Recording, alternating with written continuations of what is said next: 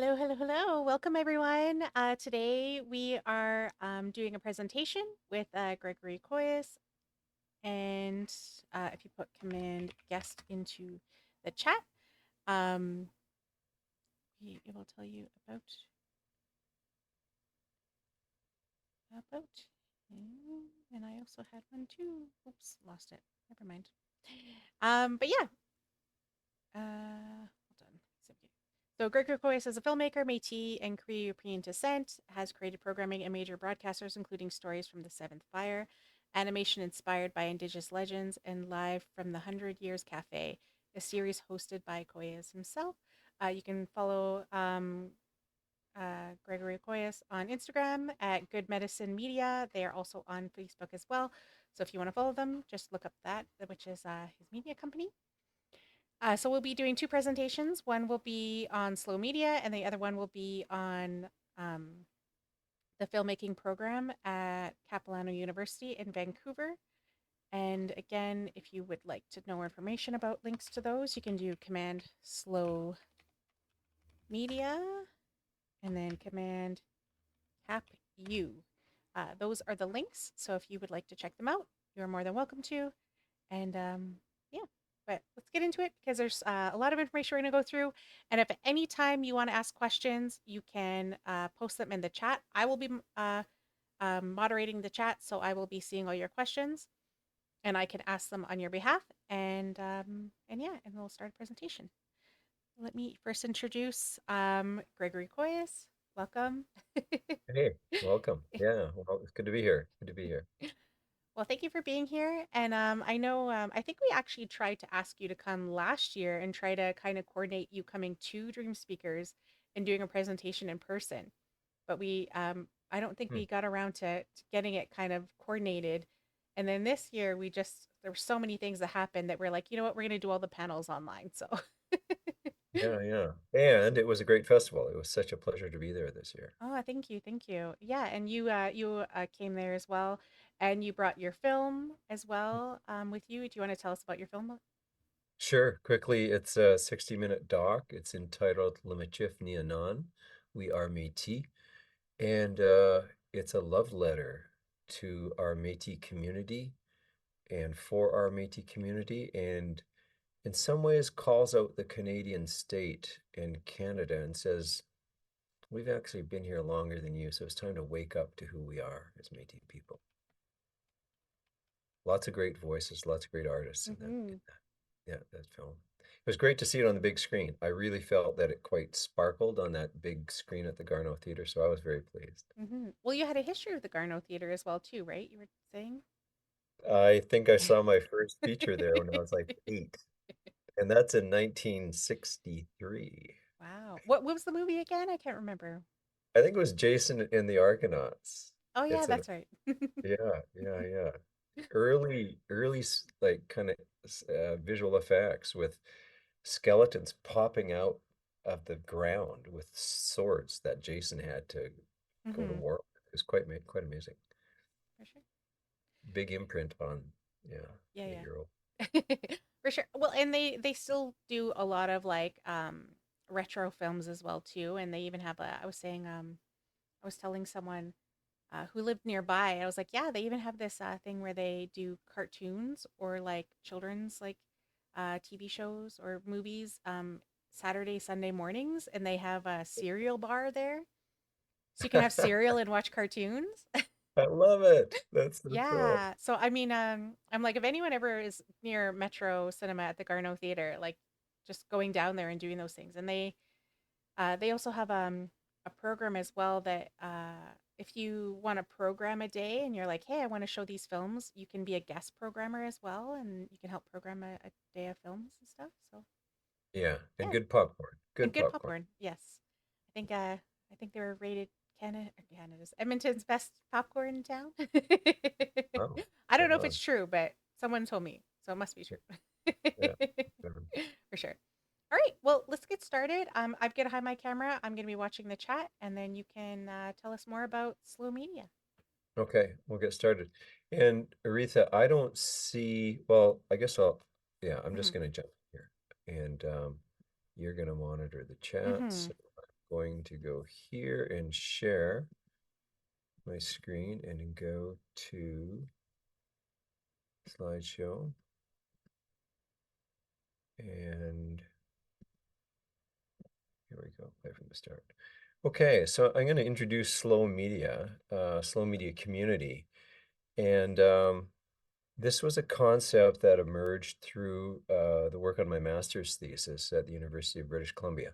But before we go there, um, yeah, I'll just to let you know, in this presentation, I'll be introducing myself. I always think it's good to know where the concepts are coming from, a little bit of history on me, and a little bit of history on the slow media concept and how it's evolving and influencing our work here at Capilano University in the Indigenous Digital Film Program.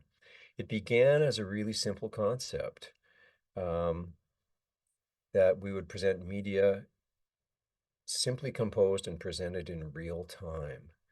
And we'll talk more about real time, but basically, real time is the time of nature. It's the uninterrupted time that we experience when we're in nature. Um, as I said, it developed into a thesis, and here's the title of my master's thesis: Slow Media, Decolonized Media, the Camera as Witness. And a witness is a very important role that I've learned here among the Coast Salish. And in fact, in the oral tradition, in the tradition of oratory here on the West Coast, um, at important gatherings, witnesses are identified and they're actually compensated. And your job is to listen intently and watch intently so that you can relate what went on to other people who weren't there. Um, and I believe our camera can and does act as a witness and a very effective one. So here is where I am. This is a view of North Vancouver. Capilano University is in North Vancouver, and that's where I am today. And I can see these two peaks from the deck of my house. It's unceded ancestral Squamish and Tsleil-Waututh territory. I need to make that connection here. There's two First Nations here on the North Shore, as we refer to it, on the North Shore of the inlet. And these sisters are transformer rocks, which is a tradition in the Pacific Northwest among the First Nations to um, name prominent rocks and their stories attached to them. And this story is a wonderful story of peace and reconciliation. And there's different versions of it, but it involves the Haida, it involves a kidnapping, it involves um, these twin sisters uh, coming back together and confrontation and possibly a war uh, being again um, approached between the Haida and the Squamish, and Creator stepped in and said, "I'm going to transform these twin girls, into these rocks for a reminder for all time that we need to be able to talk to one another and work towards reconciliation and peace." When I heard this story, the settlers call these two mountains the Lions. It changed the way I live here on the North Shore because now I was in the presence of these female entities and it felt completely different for me. And I think it speaks to the power of story. I've mentioned the Indigenous Film Program. It's a 2-year diploma, and our top students go on if they want to pursue the 4-year Bachelor of Motion Picture Arts. And we've been here coming up on 25 years. It began in 1999 when APTN began, and they recognized that they would be looking for Indigenous technical help to get that channel on the air, and that's where it all began. And here we've got all sorts of opportunities to work with the Squamish and the Tsleil-Waututh. This is Ray Nataro. Right here, he's the carver, master carver of this canoe. And this canoe is called Squatchase. And in fact, we just awakened this canoe. This was carved 5 or 6 years ago out of this big cedar log. And not only did we film it, as you can see, people had an opportunity to actually engage in the carving. So very rich experiences here at CapU, and some good connections with both the Squamish and the Tsleil-Waututh. You guys know where you are in Edmonton. 1,400 kilometers, 900 miles to the southwest is where I am in North Vancouver. And this is where I'm from. Um, and we're a very unusual Métis family in that we have land. We mentioned the film, the documentary film, Le Michif Nianan, We Are Métis. There's a strong theme of dispossession of land among the Métis community in Saskatchewan, in Winnipeg, in Manitoba, certainly. And while we've done a little bit better with the land in Alberta due to the Métis settlements in the north, there's very little land that is held by individual Métis families. And we've been here since July of 1885.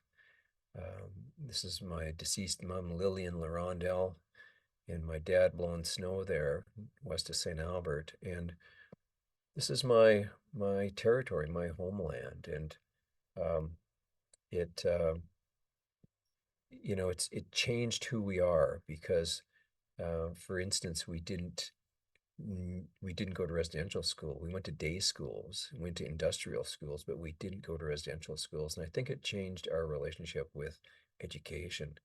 We became the hosts. Our relatives, our Cree and Métis relatives would come, and almost every weekend we'd have gatherings, and we became hosts. But while we changed our standing in the community that way, we also lost the language and we lost Cree spirituality because it was Father Lacombe, a Catholic oblate whose influence got us and 9 other Métis families these river lots along Big Lake Road. Winter was a big deal for me, and hockey was my game, and it took me down to Yale University, and I played down there for 4 years and came away with a degree in geology and glaciology, which got me to southeastern Alaska and then finally back to the oil fields of Alberta. But one day, the phone rang, and there was an opportunity to get off the oil fields. And there was tons of dough. I could make good money in the oil fields, but I didn't really feel comfortable there. And as I said, the phone rang one day, and it was a friend asking if I wanted to come up and audition for Running Brave, which was shot in July of 1982. I'm not more than 100 years old. It was shot in 1982. And it was a big budget film for its day. There was $8.2 million. It was co-produced by the Ermineskin Band.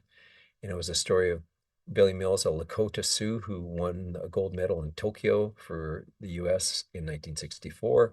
I went out and auditioned and did terribly in the reading because the casting director was acting like my girlfriend when she read, and I didn't know how to react. So I blew it. But I went the next day and ran with other runners, and Billy Mills, the subject of the film, was there, and he pointed at me and he said, Gamoodi. I thought he might be speaking Lakota, but he was actually naming his silver medal winning competitor from Tunisia. So this is me, number 615. Um, and it was a big break for me. Robbie Benson played Billy Mills. My buddy from high school, Daryl Menard, played Ron Clark, the bronze medal winner. This is Runner's World magazine publishing shots from the actual race next to shots from the film. Look at Ron Clark and Daryl.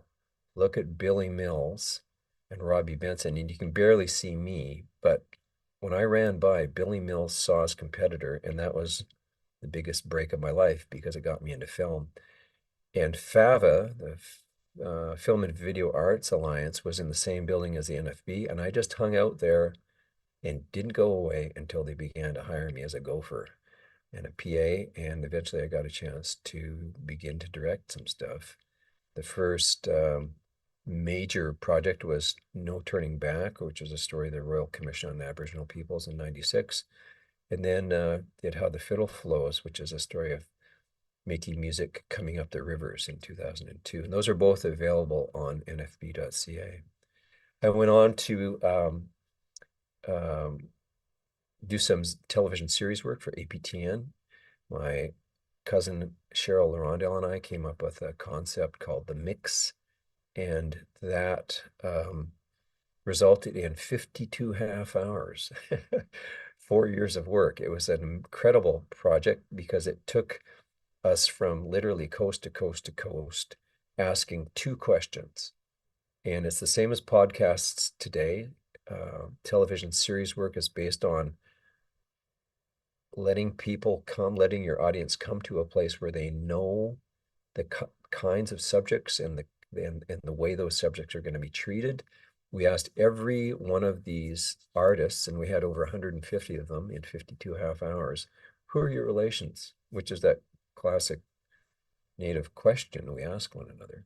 And our second question was, how are you related musically? Or who are you related to musically? And that opened up a whole world that resulted in this series. In 2012, I got a chance to go to the Arctic with Adventure Canada. This was a life changer. This is a 100-passenger cruise ship.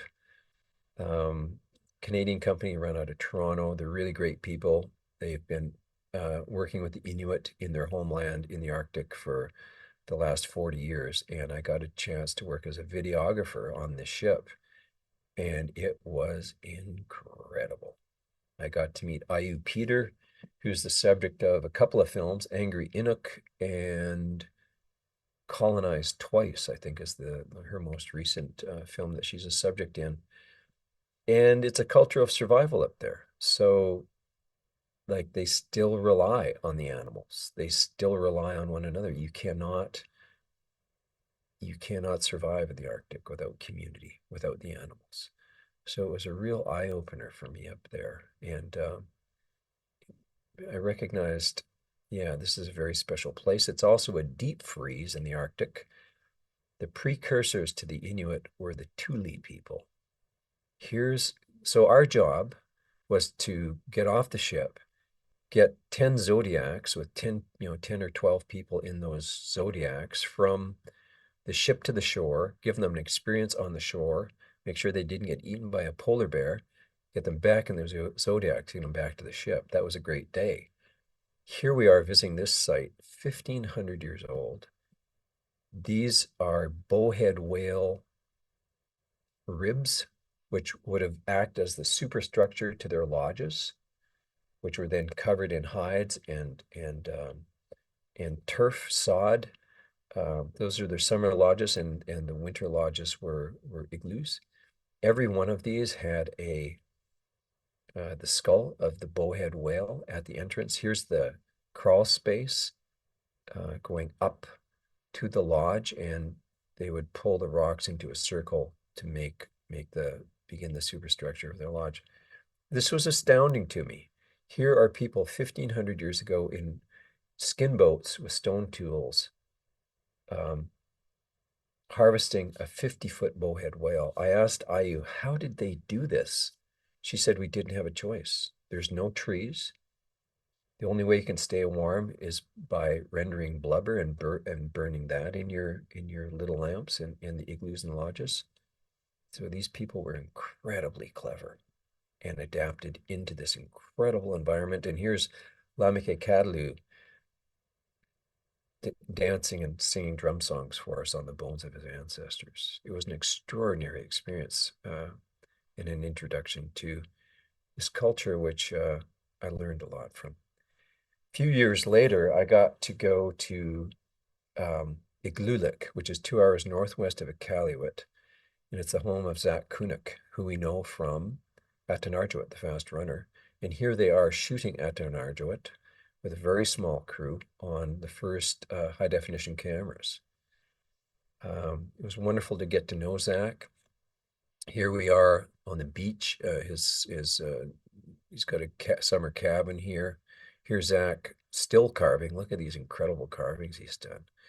So in 1979, he took some of his carvings down to Montreal, and he came back with a video camera.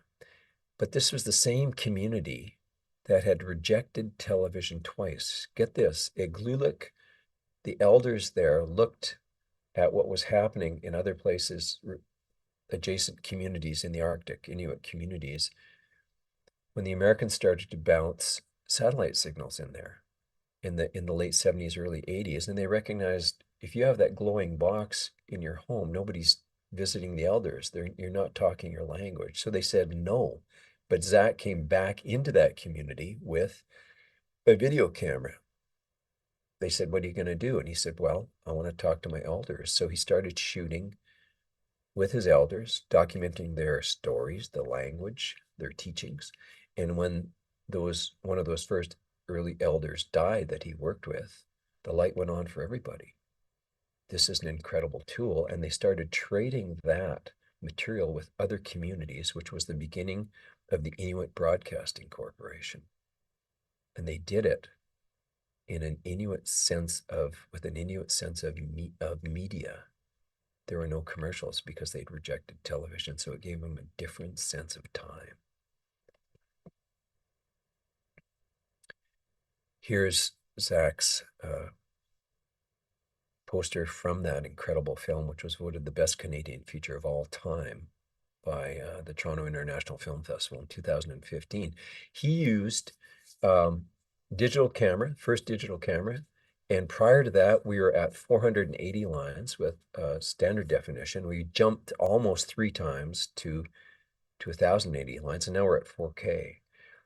That picture and all the information that came with that jump to 1080 lines gave us the opportunity to experience environments, whether they be the Arctic, the high Arctic, or here on the coast. I was at Cortes Island and we took shots of the rainforest, and I was having an emotional reaction to the rainforest. And it was astounding because we jumped from standard to high definition. And I recognized there's a potential here that we've never had before. It was the beginning of high definition, which was accessible to Indigenous filmmakers. And it wasn't just Zach here in the high Arctic that was doing that. Warwick Thornton did Samson and Delilah. 10 Canoes was directed by Roald de Heer, who's from Belgium, but he worked with the Indigenous people in Northern Australia in the swamps. That's an incredible movie. And Sweet Country, Warwick's second film, was also wonderful. And Warwick did work that also, was lauded in places like Cannes. So our Indigenous media was speaking to audiences in ways that had never been approached before. And one of the reasons was we had high definition to now depict the character of our homelands. And to do that, we slowed things down and we actually spent time with our homelands. I've used slow media initially just as a single frame in the top photo as a backdrop for music and storytelling at the Talking Stick Festival. I was commissioned to do 5 screens in one room for the Aboriginal storyteller in residence in 2016. That was Renai Moriso. And we used it. So just to give a quick note here on slow media. Slow media is a still frame, okay? We're not moving the frame. It's still. And our edits, if we have any, are at least 30 seconds apart. So it really slows us down and it can create presence. It can create presence of territory, presence of homeland, the character of the homeland, and it's not intrusive. It's just there. So that's how I saw it being used in feature films, where Zacharias Kunuk would show us a shot of the tundra, character would pop over the horizon. It would take 20 seconds for us to even realize who that character was as they got closer to us. But in that time, we saw the sun on the tundra, we saw the wind on the tundra, and we got to know the tundra. That's basically what we're doing with slow media. I've used it in on the South Saskatchewan River, north of Saskatoon, with this group of dancers working with 2 Métis elders, Rose and her husband teaching us about Michif medicines, which we brought back into the theater here in Vancouver for Vinnie Dancy with Yvonne and Rylan Tangent with Dancing Earth. They did this incredible dance performance. It was 3 seasons. So we sourced some video from the Slow Media Library for winter shots, but we also did, I wasn't shooting um, conversations between those elders and the dancers. I was shooting the medicines. That's what we brought back in to the theater. And it was effective because one of the dance mums who had seen hundreds of performances said there was something about that media that made me not have to analyze the dance tonight. So it was, um, yeah, it was an effective presence. And that's how we've used it. And I'm now using it in the teaching in IDF program. These are our students on the Seymour River in last September, our first year students. And there I am shooting a little waterfall, icy waterfall in February a few years ago. These are the kind of the rules for slow media, a 2-minute master and 30-second insert. So there's no shot shorter than 30 seconds. You can find that on our website, which is slowmediacommunity.ca. And we've got a Vimeo channel. And I think there's 30 up there now. And we've been experimenting with music, with dialogue. I think there's all sorts of ways um, to work with slow media. And I'm going to stop the share for a moment and just check in. Aretha, how are we doing?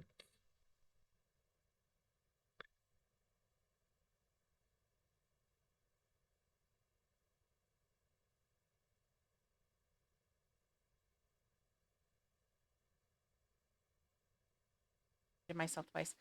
No, we're doing good. I have questions. No one else has asked any questions in the chat other than saying hi.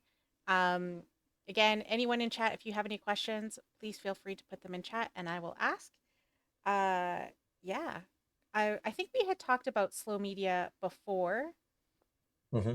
and I was mentioning that the fast runner and Zacharias Kunuk's work. How I was saying that for me, I'm so used to being like go go go go go that it really forces you to slow down even if you don't want to. Right. and Yeah. um and I did I do think about it, but most times like even when I'm watching films now, like I normally would go home and digest and rethink about what I just watched and like think about it and maybe watch it again and again. Whereas to be honest, if I had to think about it, I don't think I've ever had to watch that film again because in the moment I had the space in that time to think about it and Mm-hmm. really sit with it and think about what was happening and kind of come to all those conclusions that I might have gotten if it was faster. Um, because like for example, I think it was the one where like even just the parents having the tea in the room, like when they were laying in bed having tea Mm-hmm. and because he kept telling the basically the agent like no we're not sending our kids to school, no we're not sending our kids to school, and then it Mm-hmm. was just them just contemplating it and it was like you know it, it just showed the even the dynamic between the agent and the person who was like trying to get them to put their kids in school and how he was like fast fast now, no I need to know now, like I came out all this way, you need to do this thing now, and they were just sitting there in bed just like having drinking tea, eating food, and just Yeah. like Yeah. Well, it's yeah. interesting because if you think about, and I looked at this within that master's Mhm. thesis, the uh, the first Bulova watches were the first um, commercial. Commercials Mhm. used to run 30 or 60 seconds on TV when I was a kid, Mhm. so they were slower.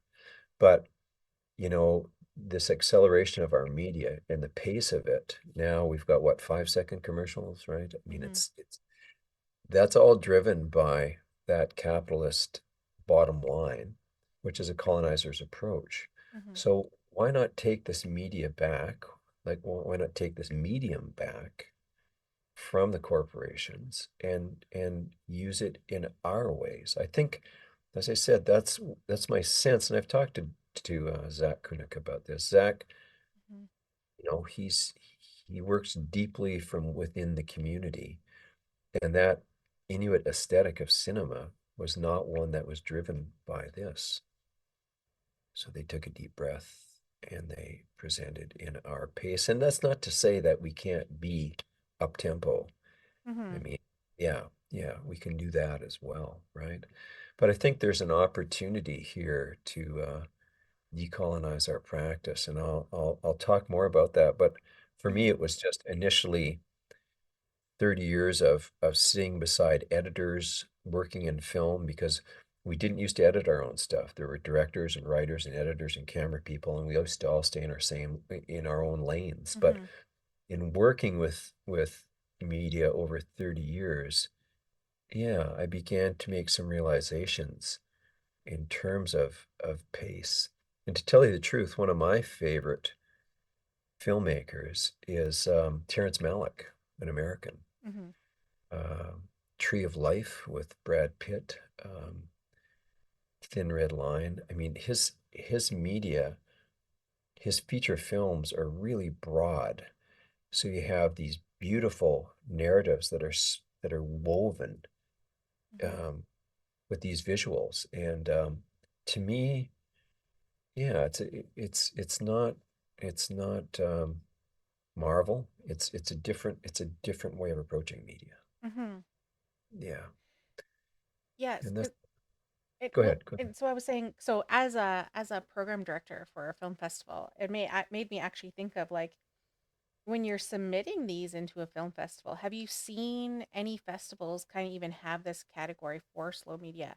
Because for me, the catch-all is if it's not like a documentary, you know, like a like a like a short, a documentary, scripted, unscripted. If it's not there, then it usually just gets lumped under experimental.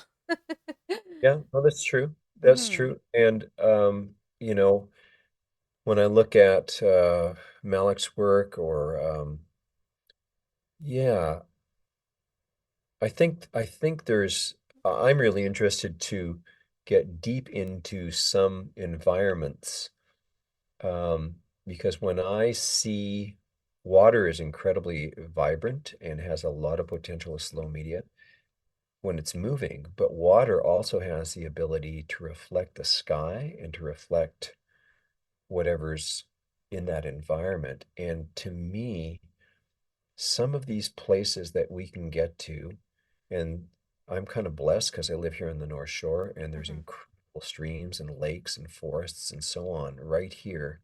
There's places I can get to where I think, oh my goodness, this is a special place. This would be, I mean, perhaps this was a portal for the ancestors or this, the Coast Salish ancestors here to go into other worlds, right? Like, Hmm. and I'll say this too about slow media. I mean, it sounds pretty trippy, but Hmm. there have been gifts to me as a practitioner of slow media.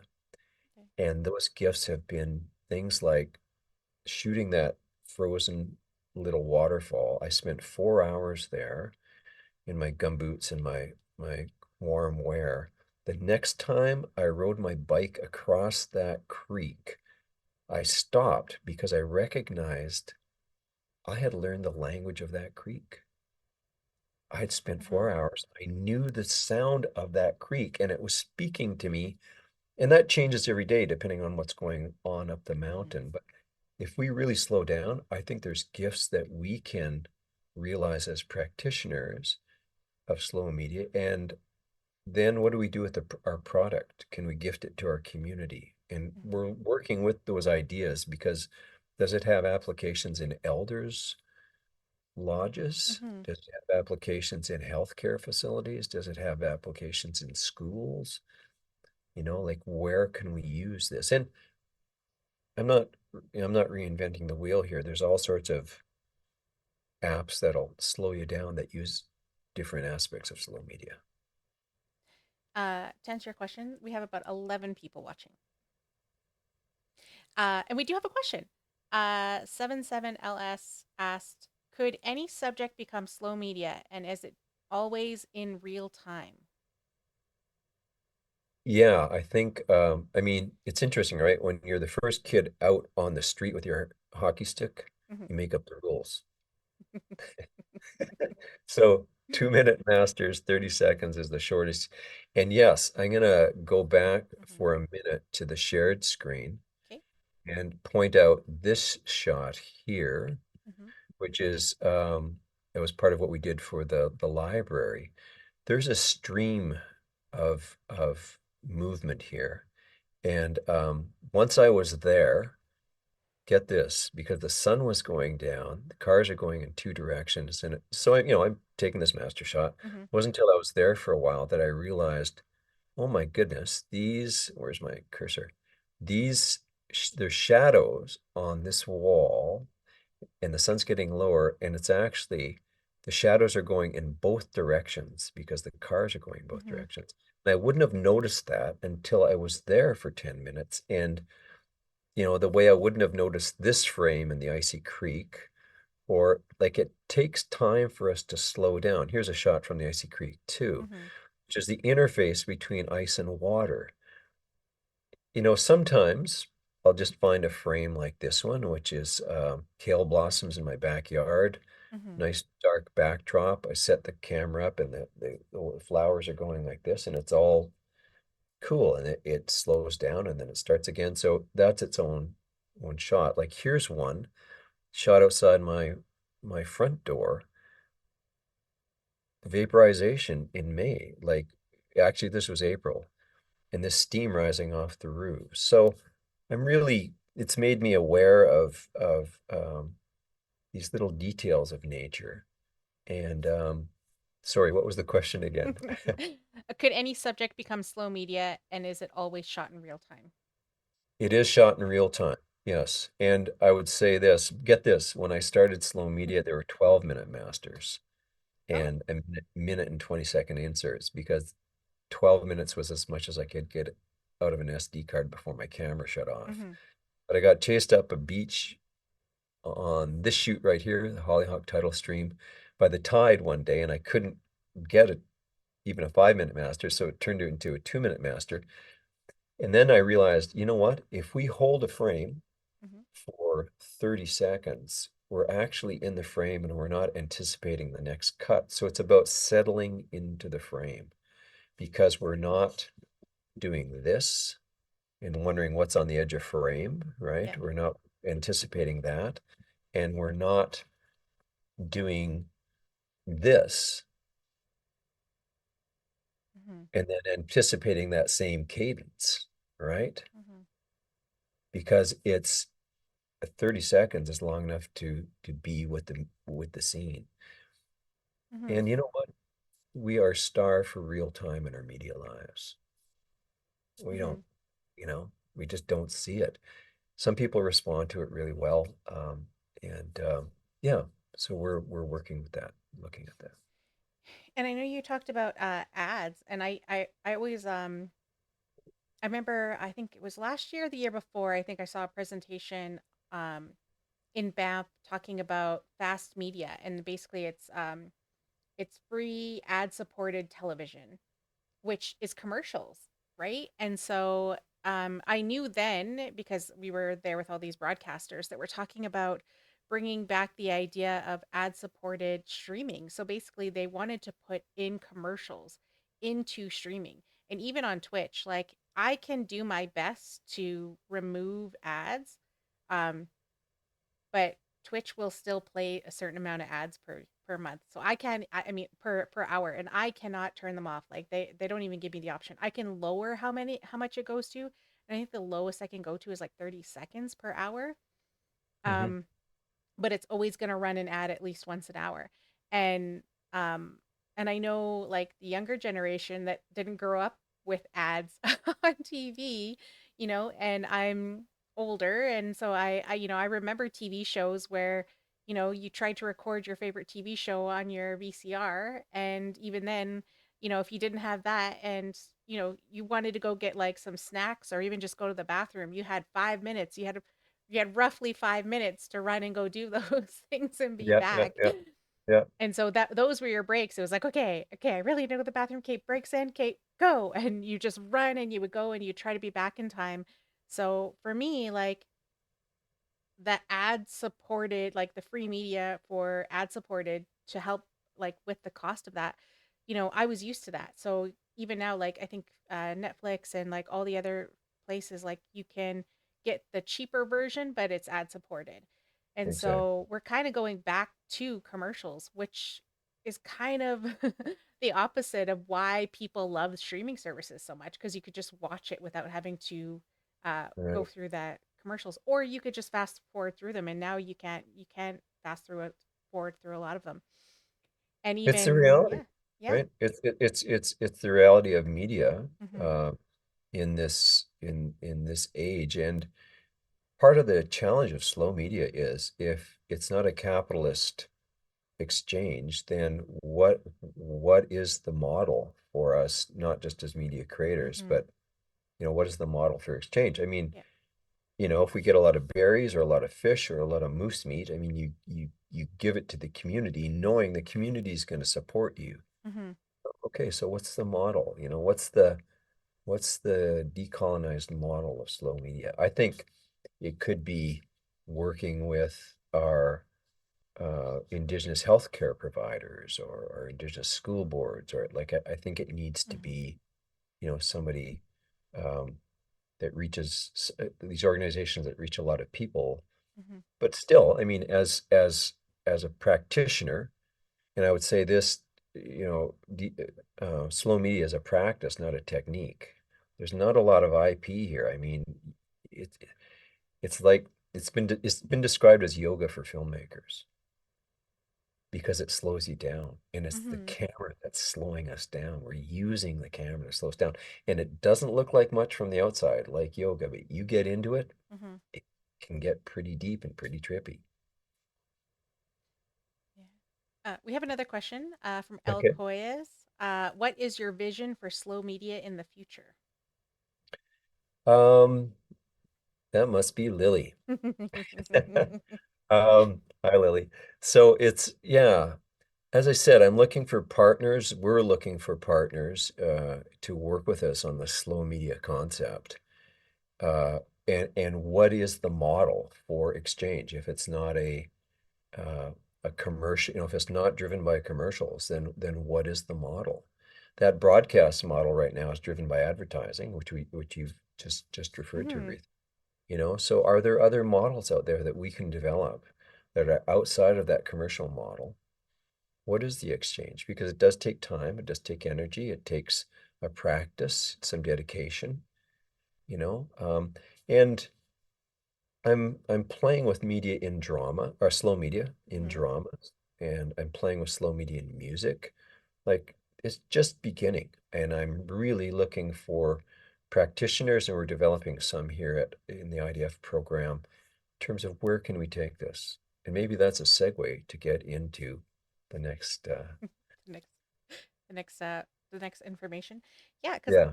like because when I think of like the times that we like sit down and we would just watch something and over again, like to me, like how similar is it to the concept of like watching the fire log at Christmas?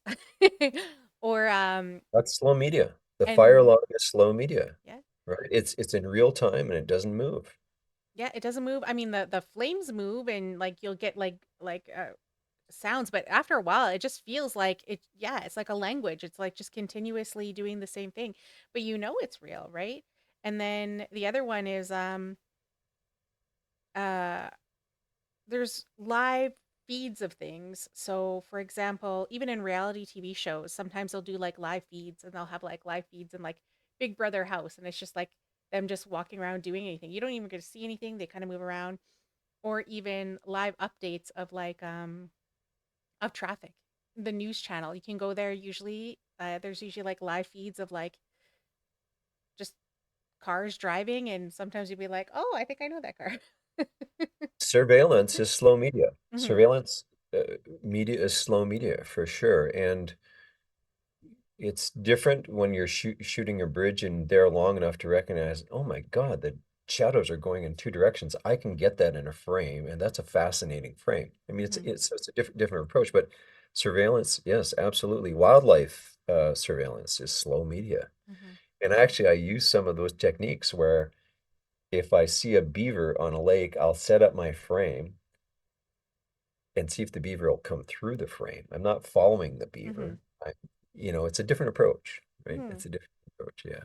Um, so there are different channels and different content that people even create on Twitch, and one of them, so there's this concept called raiding. So basically, at the end of this stream, I'm going to raid someone. So I'm going to take everyone who's watching here, and we're going to go raid into another channel, and I'll pick a channel that that I'm comfortable with bringing the community over to. So if they want to stay there, they could stay, or they can leave. And there's different channels that you could have, and one of them, I sometimes I'll leave my computer on and I'll just like raid to a channel, I'll leave and I'll come back in the morning, and then I'm like on some random channel.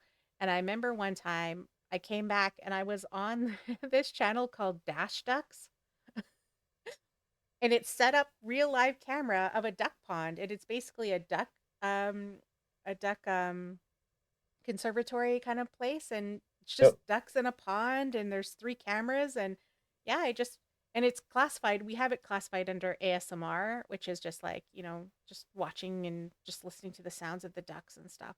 And yeah, but it's I just I didn't even know about this channel. I just woke up one morning and realized, oh, what channel am I on today? And then it was just, yeah, these ducks in a You, pond. you know what? And that's a form of surveillance too, right? And Hmm. it's slow media because it's not moving the camera. I'm going to go back to that screen Okay. share once more and just say um, a garden, bees.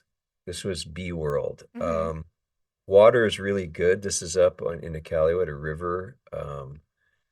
Wind, wind in these flowers. That's what provided the dynamic there. This was Hmm. an incredible scene from Lac Cola, north of Montreal, and I watched the sunrise there. And when I first set that shot up, it was much foggier than that. Hmm. And um, for some reason, my camera was on autofocus and it was doing this. Hmm. And I adjusted it and in focus. But what it was responding to was these whirls of condensation that were leaving the lake, right? So it was like almost like there was entities leaving the lake. Our ancestors saw Hmm. those scenes regularly. They lived with those Hmm. scenes. When I was in edit, my experience was, or my realization was that my camera and I had witnessed a ceremony that morning. And it was the Hmm. ceremony of the lake giving itself to the sky. And it was giving itself to the sky by these whirls of condensation that my camera was initially doing that with. Hmm. So there's processes in Hmm. nature. And if we slow down and let our camera be the witness, I think they are incredibly valuable because they teach us and nurture us and feed us in ways that we're not used to. And our camera as the witness can do that effectively now. Hmm.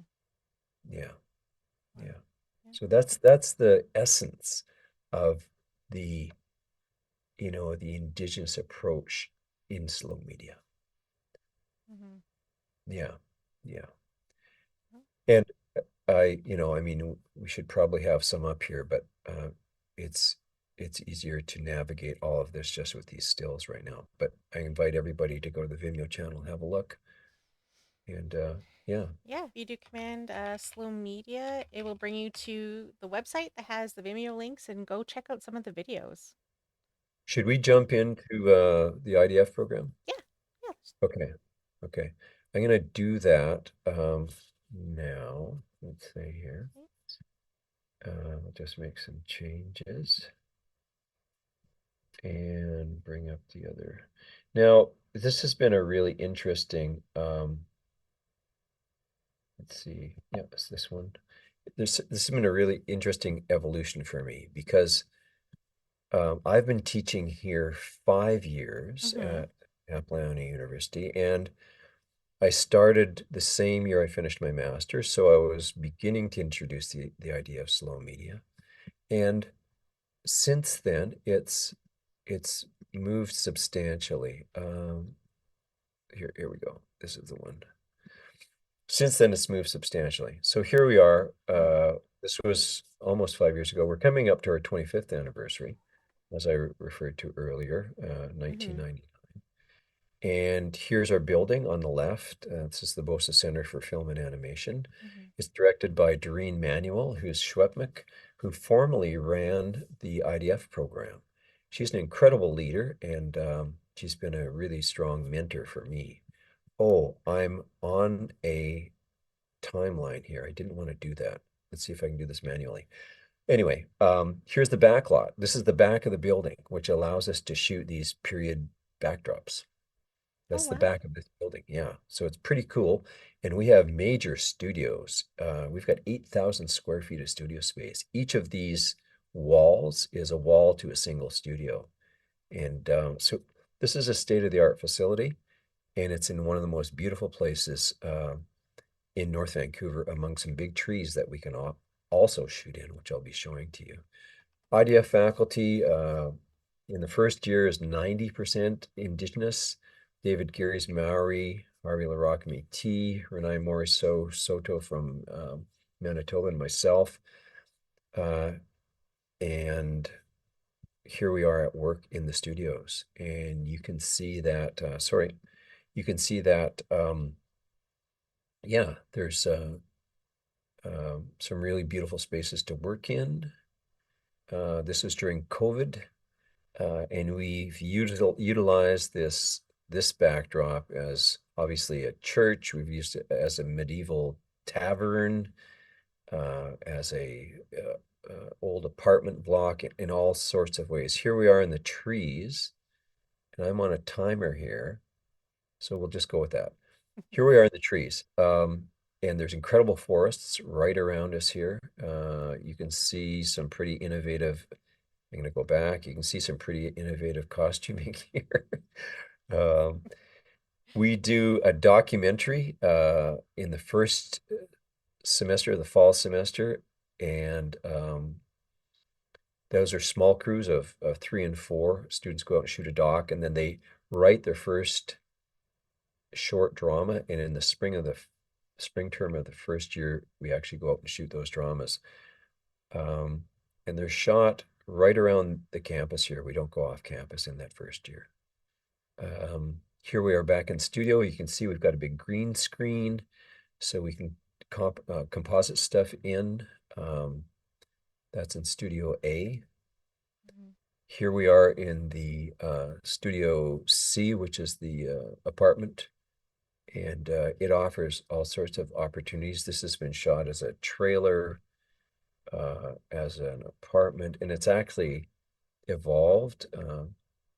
Here we are back in Studio A, and this isn't interesting. This is working on stunts with Nick Marinos, who's Squamish, Mm-hmm. and Nick's doing really well in the stunt world, and he comes in and works with our students, um, and was instructing here specifically on a scene in a first year dramatic production, showing us how to work safely with stunts and stunt coordination. We shoot, this is in one of the adjacent buildings, shooting an in-class project with the first years. Here's the Squatches canoe again, and we were honoring Doreen actually that day. We're still in COVID times, but we used an incredible long boom, Mm-hmm. and did some really good work there. Here we are on the edge of the athletic field, shooting another short drama. So we get out when we have to. But this is all right on campus. So I want to stop here and let's see, close that and staying on. I guess we'll just do that. This is our first year class this past year. And sorry, I need to stop the share because I need to adjust this. It's not working for me. Let's see here.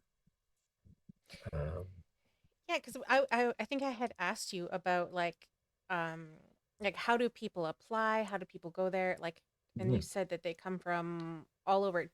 Uh, when I actually was in Digi Pop X, there was someone there that was asking me about whether or not there was a lot of support for working and collaborating with people for like digital media. Um, mhm.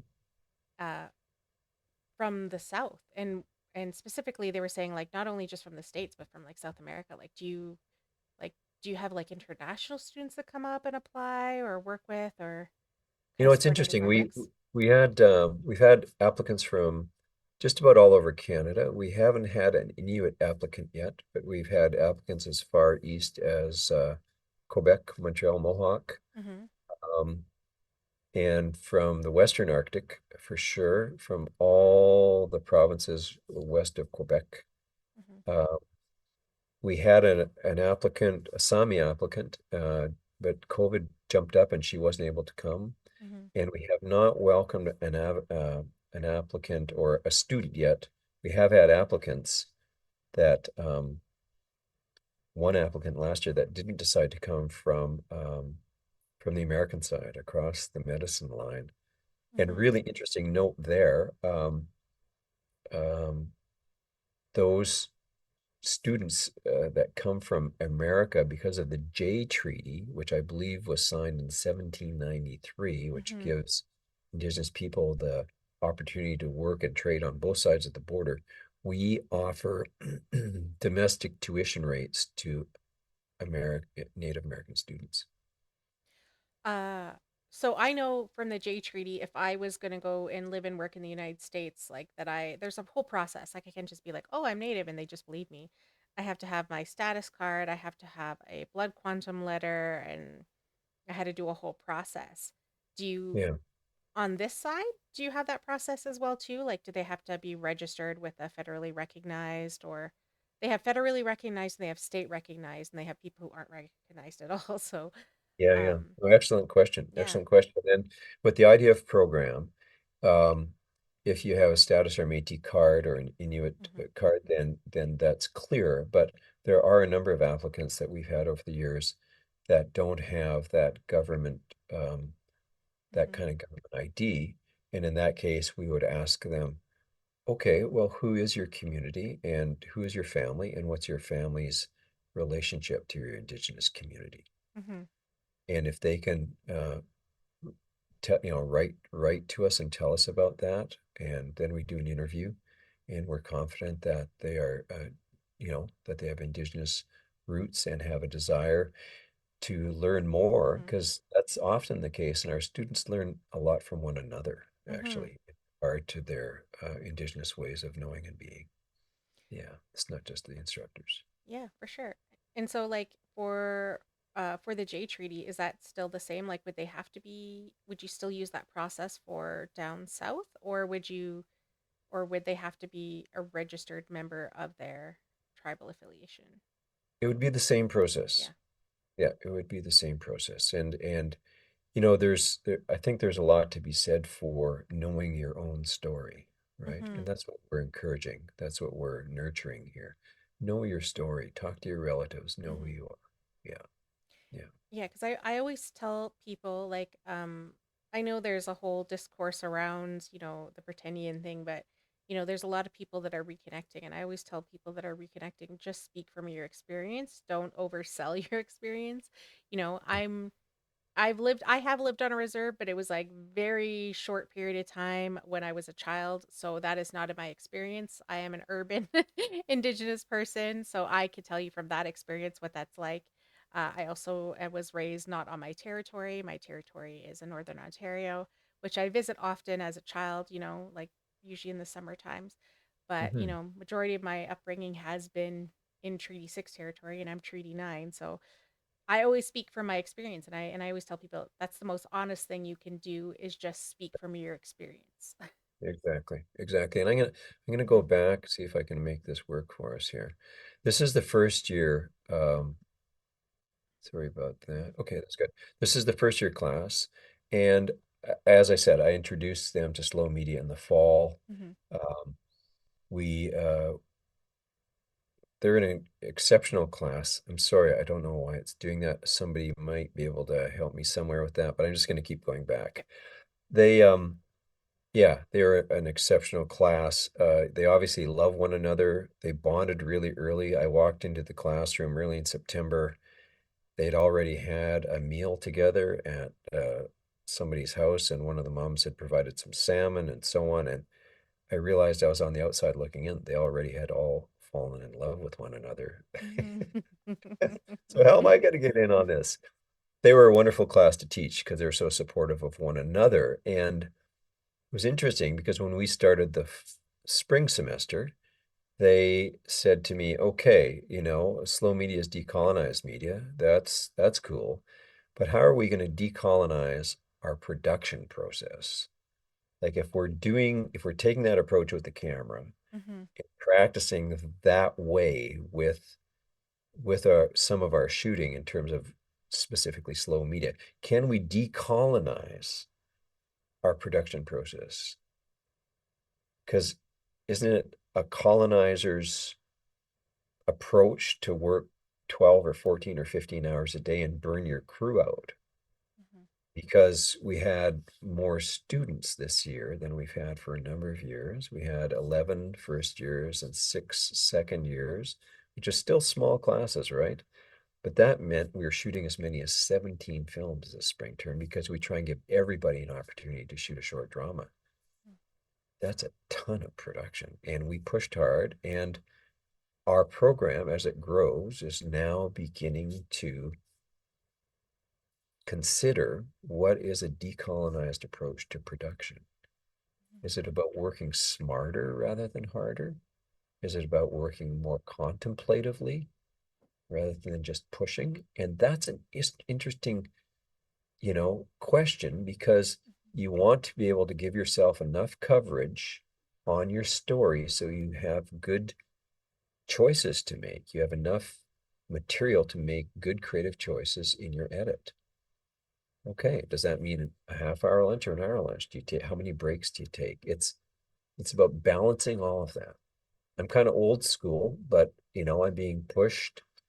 When I say I'm old school, I mean, yeah, okay, if we need to work a 14 or 15-hour day, we will, but that's not necessarily healthy. And if you think about it bigger picture, where did this production model come from? Well, it came from California in the 40s and 50s. It was just after the war. They used a military model because the military model was good at moving large pieces of equipment and groups of people. That's why we still say standing by on the walkie-talkies. And I actually use that at the end of my emails. So I'm still colonized there, right? I'm using colonizer language. What would it look like? So we open actually not with a safety meeting on our dramatic shoots. We open with a circle where we actually check in with one. How are you doing? How's the last 12 hours gone for you? Has there been any, have your kids been up all night? Like, what's up? Because we may have to look out for you if you had the last Mhm. 12 hours to go well for you. So just, I think an Indigenous way of approaching this collective work is more heart-centered as opposed to head-centered and push, push, push.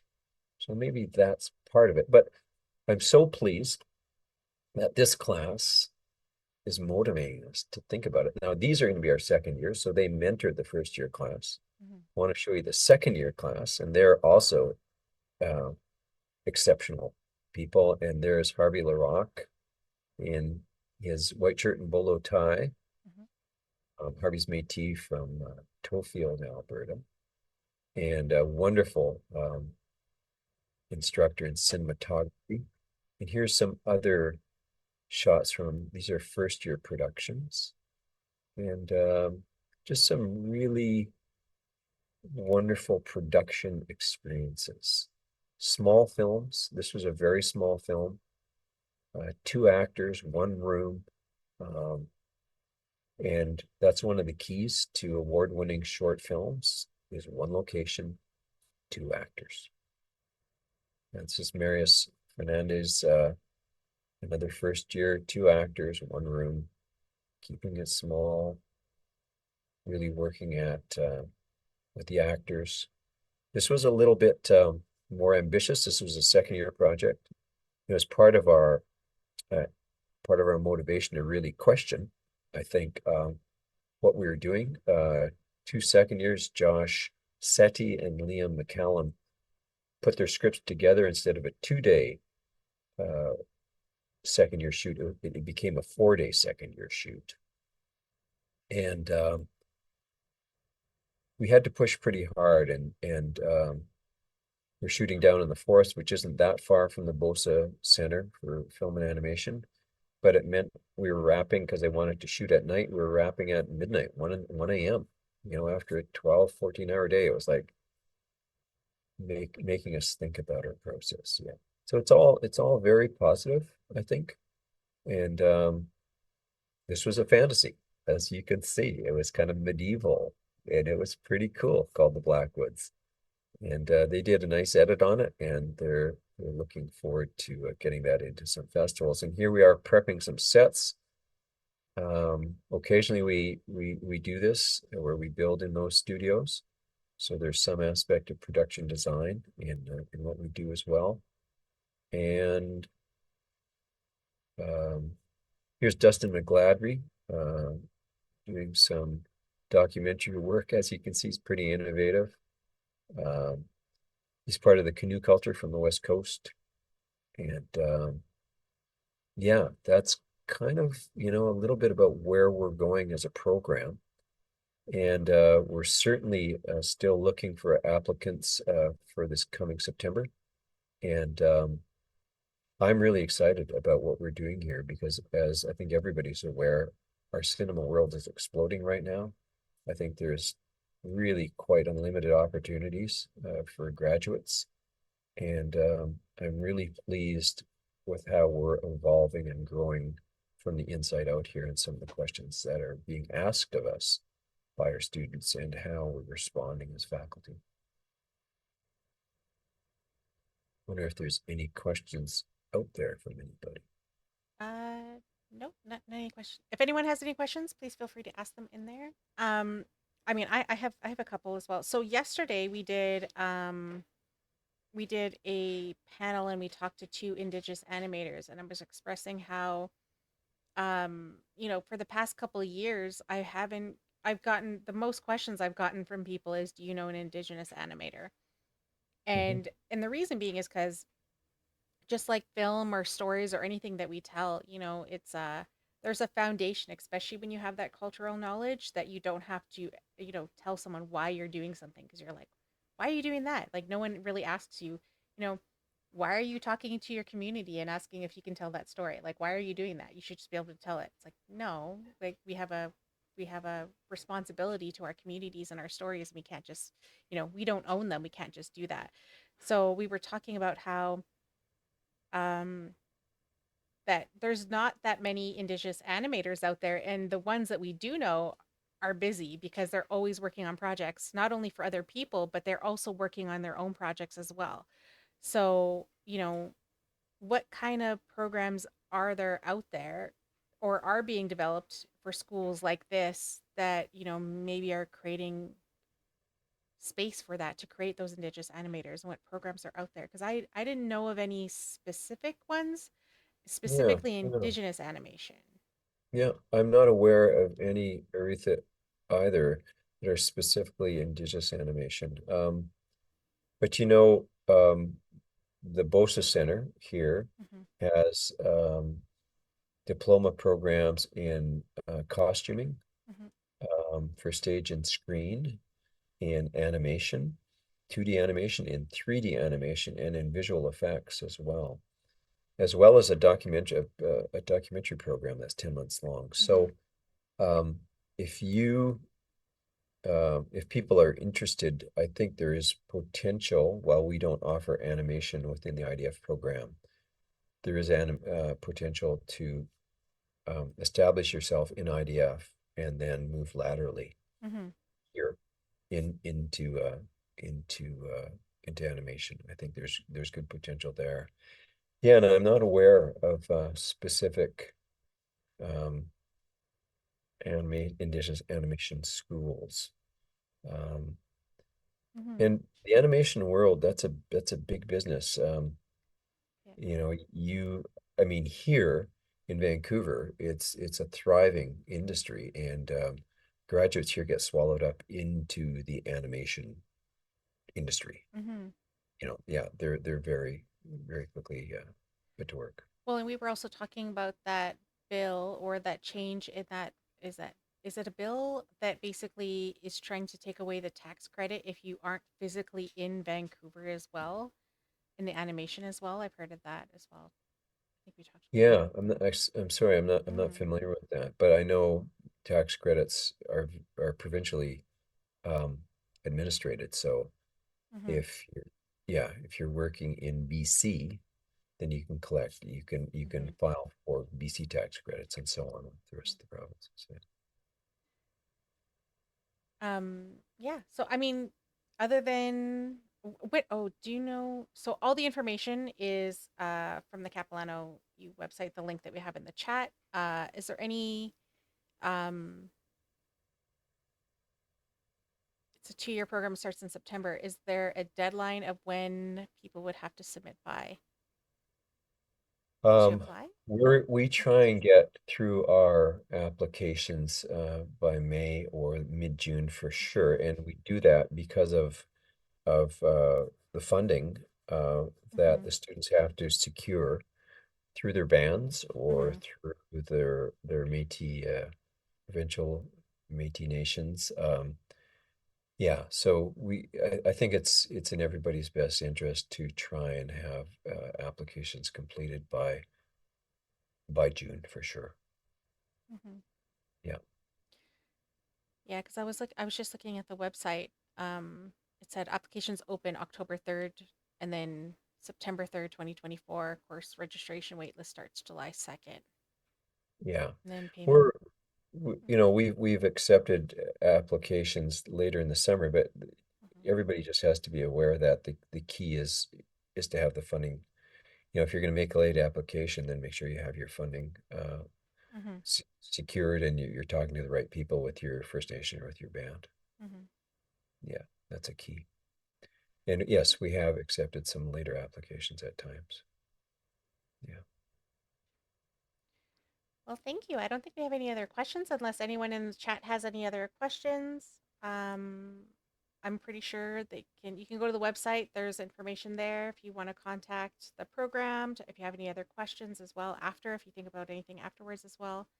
And I think we linked your Instagram as well too, if you want to catch up. Yeah, Um, and you know what? You can look for our IDF Instagram. Let me just make sure I've got that. Uh, I want to give you that because there's a lot of great posts from, um, I think it's Indigenous digital film. Let's see. Um,